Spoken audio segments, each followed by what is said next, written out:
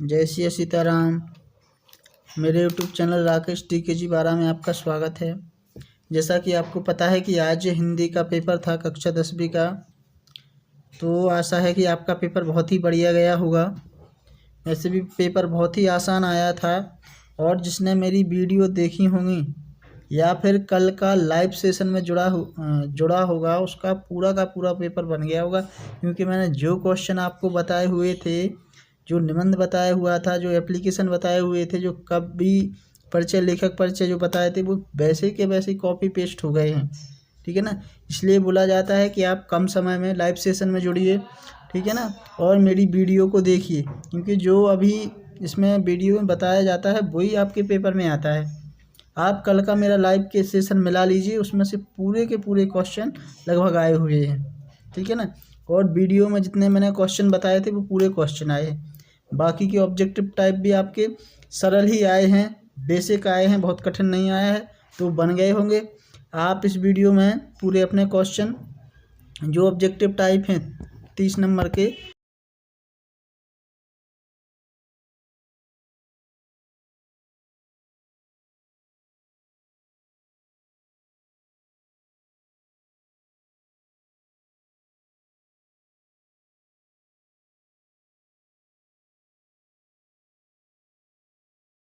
इसमें ज़्यादा आपको स्पष्ट नहीं दिख रहा, लेकिन फिर भी आपको मिलाना है तो मिला लीजिए। पहला जो क्वेश्चन है, बादशाह के श्रेष्ठ कवि माने जाते हैं, तो कौन है आपके? सूरदास जी। ठीक है ना। हवा की थितरन का हुआ संकोच माना है, किसको माना है? फसल को। वीर रस का स्थायी भाव उत्साह होता है। हालदार साहब को कंपनी के काम से कस्बे से गुजरना पड़ता था हर 15वें दिन।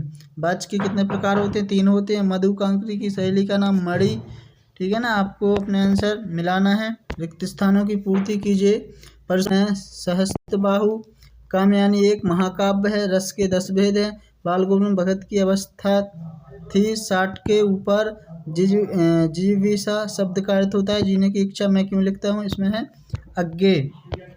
सत्य असत्य में आपका जो पहला है वो क्या है? इसमें असत्य है। ठीक है ना। दूसरा भी असत्य है, तीसरा भी असत्य है, बाकी के जो 3 है वो क्या है? सही हैं, सत्र हैं। ठीक है ना। इसके बाद जोड़ियों में संगतकार का क्या हो जाएगा? मंगलेश। छंद के प्रकार कितने होते हैं? 2 होते हैं। बिस्मिल्लाह खान शहनाई वादक। गले का हार होना मतलब बहुत प्यारा। संधि के 3 प्रकार।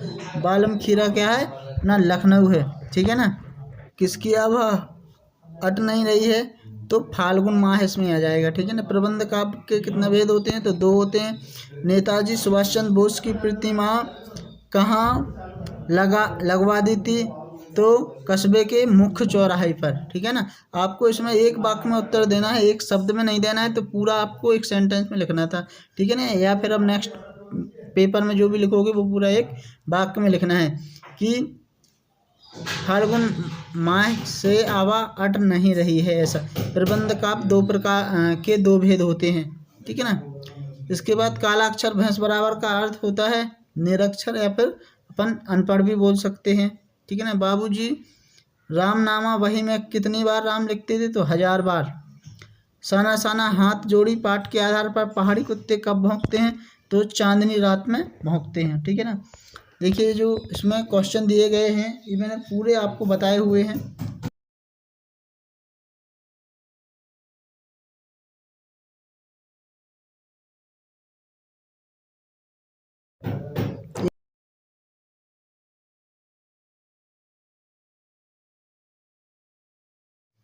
सत्रहवां क्वेश्चन। 18वें क्वेश्चन में आपको संदर्भ प्रसंग करना था। ठीक है ना। 9वें क्वेश्चन में भी आपको साप्रसंग व्याख्या। स्वच्छ भारत स्वस्थ भारत विषय पर एक अनुच्छेद लिखना है, तो ये बन गया होगा। या कंप्यूटर के संबंध में शिक्षक और छात्र के बीच संवाद। ठीक है ना। इसकी आपको पढ़ के क्वेश्चन के आंसर देना थे। देखो इसकी अथवा में भी आया हुआ है, तो ये भी आप कर सकते थे। देखो मैंने बताया था आपको ये शिकायत पत्र लिखने के लिए शाम की लाइव क्लास में, या फिर ये आपने वार्षिक परीक्षाएं प्रथम श्रेणी में उत्तीर्ण होने पर बधाई पत्र भी लिख दिया होगा। मैंने बोला था कि विज्ञान के चमत्कार या पर्यावरण प्रदूषण करके जाना, तो वो दोनों ही आए हुए हैं, ठीक है ना। तो ये पेपर तो आपका अच्छे से हो गया। अब आपको आज से वीडियो लाइव सेशन के माध्यम से कक्षा 10वीं इंग्लिश की तैयारी कराई जाएगी, तो आप उन वीडियो को ज़रूर देखें, लाइव सेशन में भी ज़रूर जुड़ें, आपको ज़रूर बहुत ही ज़्यादा फ़ायदा होने वाला है, ठीक है ना। तो फिर मिलते हैं नेक्स्ट वीडियो में। Thank you.